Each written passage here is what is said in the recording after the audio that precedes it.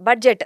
Definitely చాలా మందికి ఈ బడ్జెట్ ప్లానింగ్ అనేది క్లారిటీ లేదు. అవును. ఆఫ్‌కోర్స్ సంపాదిస్తారు. దాన్ని ఎక్కడో ఇన్వెస్ట్ చేయాలనుకుంటారు. ఏదో హ్మ్. చేస్తారు. అవును. దాచిపెడతారు. బట్ స్టిల్ ఫైనల్‌గా సక్సెస్‌ఫుల్‌గా దాన్ని మేనేజ్ చేయలేరేమో అవును. అనిపిస్తది. అండ్ అవునండి. ఇంకా అదే at the same time stress feel అవుతూ ఉంటారు. అవునండి. అవును. సో, దాని గురించి ఆలోచించి ఇంకా అవును. ఇంకా లైఫ్ పాడైపోతుంది. అవునండి. సో, డెఫినెట్‌గా ఇలా ఒక బడ్జెట్‌ని ఇలా పథకం ప్రకారం ప్లాన్ హ్మ్. చేసుకుంటే ఒక మంచి లైఫ్ లీడ్ చేసుకోవాలి అంటే ఎలా చేసుకోవాలి ఒకటి. అండ్ ఇప్పుడు చాలామంది స్ట్రెస్ ఫీల్ అవుతుంటారు. చాలా. ఇదొక టెన్షన్ మళ్ళీ. మంత్ ఎండ్ ఒస్తే ఒక స్ట్రెస్. ఎన్ని అమ్మో! ఈఎంఐలు కట్టాలి. అదంతా సో అన్నమాట. ఇంకేదైనా ఎక్స్‌ట్రా ఏదైనా ఒక ఖర్చొచ్చిందంటే మళ్ళీ stress free. Right. Stress, stress, stress ఇంకా అది ఆ అట్లనే స్ట్రెస్ ఫ్రీ అనిపిస్తుంది. ఐడియాస్ ఏమన్నా మీ యెస్. దగ్గరున్నాయా? యెస్. మరి యెస్. మనీ రూల్స్ ఏంటి? బడ్జెట్‌ని ఎలా ఫాలో అప్ చేసుకుంటే బావుంటది? మా ప్రేక్షకులకు వివరిస్తారా? డెఫినెట్‌లీ అండి. మేము రైట్. మా లాంగ్వేజ్‌లో చెప్పాలంటే దీన్ని మేము పర్సనల్ ఫైనాన్షియల్ రేషియోస్ అంటాం. హుహు. అంటే స్మార్ట్ మనీ మేనేజ్‌మెంట్ రూల్స్. అంటే హుహు. మనకి అన్ని సబ్జెక్ట్స్ ఉన్నట్టు ఈ మనీ అనేది కూడా ఒక సబ్జెక్ట్. రైట్. ఓకే. ఈ సబ్జెక్ట్‌కి కూడా కొన్ని ఫార్ములాస్ ఉన్నాయి. ఆ ఫార్ములాస్ గాని మీరు నేర్చుకున్నట్లయితే మీరు కూడా స్ట్రెస్ ఫ్రీగా మీరు ఫైనాన్సెస్‌ని మేనేజ్ చేయగలుగుతారండి. సో, ఇప్పుడు ఆ రూల్స్ గురించి మనము నేర్చుకుందాం. రైట్. సో, ఇందులో మనకి 3 స్టేజెస్‌గా మనం చెప్పొచ్చండి. ఫస్ట్ ఏంటంటే కంట్రోల్. హ్మ్. ఫస్ట్ బడ్జెట్ అనగానే కంట్రోల్ అనమాట. అన్‌కంట్రోలబుల్ అంటే మనం ఒకటి అనుకుంటాం. అదొకటి ఎండ్ అవుతూ ఉంటుంది. ఎవ్రీ మంత్ కూడా ఒకలా ఉండదు. హ్మ్. Every of month course. ఒక్కొక్కలాగా మనకి ఉంటూ ఉంటుంది. సో, ఇదంతా ఏంటంటే కంట్రోల్ తెచ్చుకోవాలి ఫస్ట్. బడ్జెట్‌ని కంట్రోల్. ఇది ఫస్ట్ స్టేజ్. హ్మ్. సెకండ్ స్టేజ్ ఏంటంటే మనకి దాని తర్వాత క్లారిటీ రాదు. అంటే చాలా మందికి మనీ అనేది బడ్జెటింగ్ చేసేస్తారు. ఎండ్ ఆఫ్ ది డే ఇప్పుడు మా దగ్గర కూడా క్లయింట్ వచ్చారనుకోండి. మేము ఎలా స్టార్ట్ చేస్తాం? ఫస్ట్ బడ్జెట్‌తో స్టార్ట్ చేస్తాం. హ్మ్. పర్సనల్ ఇన్ఫర్మేషన్ అయిన తర్వాత. అంటే మీకు ఇన్‌కమ్ ఎంతొస్తుంది? ఎక్స్‌పెండిచర్ ఎంతొస్తుంది? అనగానే వాళ్ళు స్టార్ట్ చేస్తారు. ఏమని? మేడం మాకు హౌస్ హోల్డ్‌కి ఇంత అవుతుంది. ఈఎంఐస్‌కి ఇంత అవుతుంది. మేము ఇన్స్యూరెన్స్ ప్రీమియమ్స్ ఇంత కడతాము. పిల్లలకి స్కూల్ ఫీజులు ఇంత రైట్. కడతాము. అని హ్మ్. చెప్పి వాళ్ళు ఎక్స్‌పెండిచర్ అంతా స్టార్ట్ అవుతుంది. అక్కడి నుంచి వస్తుందండి. అంటే ఏంటంటే మనీ ఒక 1,00,000 వచ్చిందనుకోండి. వాళ్ళు మాక్సిమమ్ ఒక 70,000 వరకే చెప్పగలుగుతున్నారు. హ్మ్. సార్ మరి మిగతా 30,000 అంటే, ఏమో మేడం. ఏమో! అసలు ఐ వాస్ సో అంటే వరీడ్ అనమాట. అంటే ఏంటి వాళ్ళు లాస్ట్ మంత్ ఖర్చు పెట్టింది కూడా వాళ్ళెందుకు చెప్పలేకపోతున్నారు? రైట్. అంటే ట్రాక్ చేయట్లేదు. హ్మ్. అది ఖర్చు తెలియకుండానే పెట్టేస్తున్నారు. ఖర్చయిపోతుంది. బట్ ఎక్కడ తెలియట్లేదు. ఇక్కడ మేము చెప్పేదేంటంటే ట్రాక్ చేయండి. ఖర్చు పెట్టండి. బట్ ఏంటంటే ఆ ఖర్చు పెట్టిన ప్రతి రూపాయి ఎటు వెళ్తుందో మీరు ట్రాక్ చేయగలిగితే మీకు మాక్సిమం ప్రాబ్లమ్స్‌కి సొల్యూషన్ దొరుకుతుందండి. హ్మ్. ఇదొక టిప్ అనమాట. ప్రతీది ఖర్చు పెట్టిన వెంటనే ఒక దగ్గర ఇప్పుడు చాలా యాప్స్ వచ్చేసాయి కదండీ! బడ్జెట్ అవును. చేసుకోవడానికి. రైట్. మీకు పెన్ను, పేపర్ ఏం అవసరం లేదు. దేర్ ఆర్ మెనీ యాప్స్ ఇలాంటి బడ్జెట్ యాప్ అని చెప్పి మీరు ఒకటి డౌన్‌లోడ్ చేసుకుంటే అక్కడ మీరు ప్రతీదీ మీరు ఖర్చు పెట్టింది, ఈరోజు ఖర్చు పెట్టిందంతా మీరు రాసేసారనుకోండి. Right. End of the day మీకసలు ఎటు వెళ్ళిపోయిందో గూడా తెలియట్లేదండి. అదే పెద్ద ప్రాబ్లమ్. హ్మ్. సార్ ఎక్కడికి వెళ్ళిందంటే, ఏమో మేడం అసలు ఈ 30,000 ఎటు ఖర్చు పెట్టానో నాకే గుర్తు అర్థం రావట్లేదు. కావట్లేదు. రైట్. సో, ఇదేంటంటే క్లారిటీ లేకపోవడం. హ్మ్. ఓకేనా? సో, కొంతమందికి ఎమోషనల్‌గా కంట్రోల్ ఉండదు. కొంతమందికి క్లారిటీ ఉండదు. తర్వాతేంటంటే కాన్ఫిడెన్స్ రాదు దానివల్ల. హ్మ్. సో, ఇలా ఈ 3 వాటికి మనము సొల్యూషన్స్ అనేవి చెప్పొచ్చండి. సో, సింపుల్‌గా మనకి ఫస్ట్ రూల్ నంబర్ 1 అండి. 50 ఆహ్, త తర్వాత 30, 20 దీన్నొక రూల్ అంటారు. అంటే హుహు. 50, 30, 20 అంటే ఇప్పుడు మీకు 1,00,000 అంటే ఇద్దరు వైఫ్ అండ్ హస్బెండ్ సంపాదించుకుంటున్నారు. ఒక 1,00,000 రూపీస్ మీరు ఇంట్లోకి తెచ్చుకుంటున్నారు.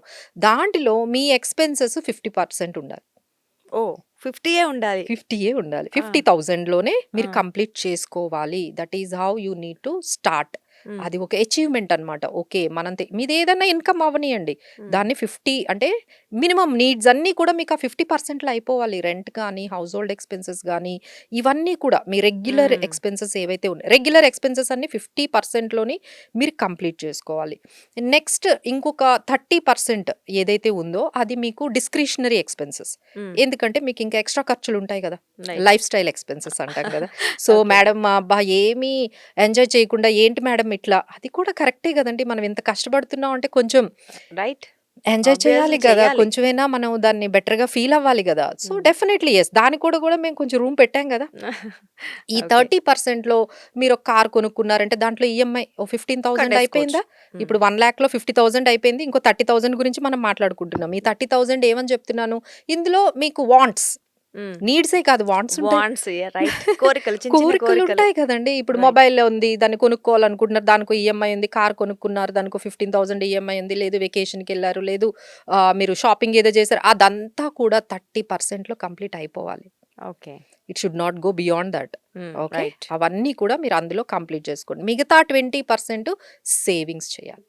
Okay. So this is the rule అండి. సో మీరు అందరూ కూడా ఈ రూల్ ఎంతవరకు పాటిస్తున్నారు ఒక్కసారి, ఇది ఒక check list. We are right. Starting with the check list. ఈ చెక్ లిస్ట్ లో మీరు ఎక్కడ మనము బడ్జెట్ ఓవర్ డ్యూ అయిపోతుంది, మీకు వాంట్స్ దగ్గర ఎక్కువైపోతుందా, లేదు నీడ్సే మీకు ఎక్కువగా ఉంటున్నాయా అనేది మీరు చెక్ చేసుకోండి. బట్ ఎవరు ఎట్లా అటు ఇటు మీరు వాంట్స్ నీడ్స్ కొంచెం పర్సంటేజ్లు అటు ఇటు మారినా మీ సేవింగ్స్ మాత్రం సర్ప్లస్లో ఉండాలండి. చాలా మంది అంటే ప్రాబ్లం అంటే ఇప్పుడు 100 మంది తీసుకుంటే సర్ప్లస్ డెఫిషిట్ అంటాం. సర్ప్లస్ అంటే ఏంటి, మీకు ఒక 1 lakh ఇన్కమ్ వస్తే మీకు 80,000 వరకు మీకు ఎక్స్పెండిచర్ అయిపోతే ఆ 20% ఉంటే మీరు సర్ప్లస్లో ఉన్నట్టు.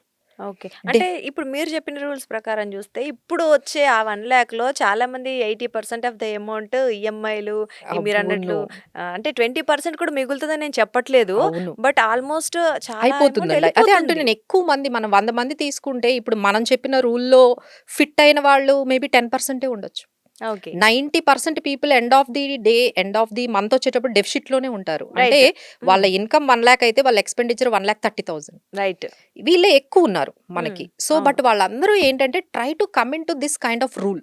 ఓకే. రూల్ అయితే సెట్ చేసుకోవాలి కదండి. So Oh. Is there any limit for the wants? Definitely wants wants and కి నీడ్స్ కొంచెం మన నీడ్స్ బడ్జెట్‌లో అయితే మనము అవాయిడ్ చేయలేం. కొన్ని. నీడ్స్ అంటే రైట్. మనము రెంట్ కట్టుకోవాలి, హౌస్ హోల్డ్ ఎక్స్పెండిచర్ ఉంటుంది, పిల్లలకి స్కూల్ ఫీజులు ఉంటాయి, ఇవన్నీ కూడా మనకి నీడ్స్. దీన్నైతే మనం కాంప్రమైజ్ అవ్వలేం.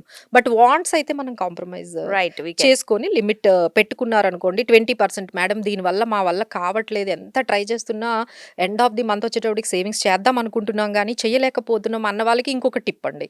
ఫస్ట్ మీరు 20% మీరు సేవ్ చేసేయండి, మిగతా 80% వాడుకోండి. ఫస్ట్ 20 పక్కకు పెట్టేసేయండి అంతే. అలాగా. సో అంతే. మనకి ఇప్పుడు ఎస్ఐపి అనేది ఉంది కదండి. ఆ. మా దగ్గర చాలా మంది క్లయింట్స్ 5th డేట్ పెట్టుకుంటారు. హ్మ్. అంటే మీ శాలరీ రాగానే 5th డేట్‌కి 20,000 కట్ అయిపోయి అది ఇన్వెస్ట్‌మెంట్‌కి వెళ్ళిపోద్ది. ఓహ్! ఓకే. అంటే ఎవరికైతే నాకు కంట్రోల్ అవ్వట్లేదు, నేను చెయ్యాలనుకున్నా చెయ్యట్లేదు అంటే ఇది ఒక ఈజీ వే. ఈజీ. అంటే ఇప్పుడు 1 లాక్ మీకు సాలరీ వస్తుంది. మీరు అసలు 80,000 వస్తుంది మీ సాలరీ అని ఫిక్స్ అయిపోండి. 20,000 అసలు కట్ 20ని అయిపోతుంది కదా ఆటోమేటిక్‌గా. డెఫినెట్లీ. మనము అది ఎస్ఐపి అంటేనే సిస్టమాటిక్‌గా అది 20,000 మనం 5థ్ ఇచ్చాం కాబట్టి అది డిడక్ట్ అయిపోతది. అవును. సో మీ అకౌంట్‌లో మీకు 80,000 ఉంటుంది కదా. సో హ్మ్. మీకు సేవింగ్స్ అయిపోతుంది. అంటే ఎవరైతే కంట్రోల్ చేసుకోలేకపోతున్నాము, సేవింగ్స్ చేయలేకపోతున్నాము అంటే రివర్స్. హ్మ్. ముందు సేవింగ్స్ చేసేయండి, ఆటోమేటిక్‌గా. ఆటోమేటెడ్ పెట్టేసుకోండి. ఆటోమేటిక్‌గా అమౌంట్ అనేది మీకు ఇన్వెస్ట్‌మెంట్స్‌కి వెళ్ళిపోతది. So you feel comfortable. Okay, ఆ 80,000 ఏదైతే 80% ఉందో హ్మ్. ఆ 80,000లోనే మీరు లీడ్ చేయడానికి ట్రై ట్రై చేసుకోవాలి. చేయాలి. So this definitely. Is one rule అండి. ఆ హ్మ్. తర్వాత ఈఎంఐస్ ఎంతవరకు పెట్టుకోవచ్చు, హ్మ్. ఇది ఒక రూల్ అందరూ పాటించాలండి. అసలు యాక్చువల్‌గా మేము ఏమంటామంటే 30% వరకు వెళ్ళొచ్చు. హుహు. అంటే 1 lakh వచ్చిందంటే 30% అంటే ఎంత, ఓకే. 30,000 వరకు వెళ్ళొచ్చు. అది గుడ్ హ్మ్. యాక్చువల్‌గా. కొంతమంది ఒక 40% వరకు వెళ్తారు, that is also good. But ఎవరైతే 50% వరకు వెళ్ళిపోతున్నారో ఇక చాలా కష్టం అండి. హ్మ్. అంటే మీకు 1 lakh తెచ్చుకుంటే మీకు ఈఎంఐసే 50,000 వెళ్ళిపోయాయి అనుకోండి. ఐదర్ అది క్రెడిట్ కార్డ్ ఈఎంఐ ఒక రైట్. 5,000, 10,000 అవ్వచ్చు, పర్సనల్ లోన్ ఒక 10,000కి వెళ్ళిపోతుంది, కార్ లోన్ ఒక 20,000, ఇక హౌస్ లోన్ అయితే ఇంకా చెప్పనే అవసరం లేదు. సో హ్మ్. చాలా మంది మిస్టేక్స్ ఏం చేస్తున్నారంటే ఈఎంఐసే 60-80% ఉంటున్నాయి. రైట్.